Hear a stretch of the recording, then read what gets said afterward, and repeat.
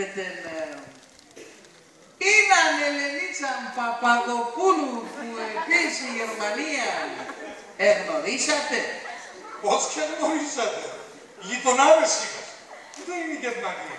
Ένας μικρός τόπος εδώ. Όλοι γνωρίζουν. Το λες εσύ. Δεν με γνωρίζει την Ελενίτσα, λέω. Το έφταει. Τι καλέ, στυλ της χαιρετίας. Αρέματα. Ω πέπλανεσαι, ό,τι σκόρπι. Καλά βρε μάνα, κύβαμε θα κοιμάσαι και από λιγάκες. Καλά είσαι εσύ, ναι. Γιατί. Εγώ να ξέρω κόσμο να πέσω σπίτι, εγώ να πω κοιμούν. Τα παιδιά είναι στο Πακιστάν, Λιβερί, το είναι Λιβερί.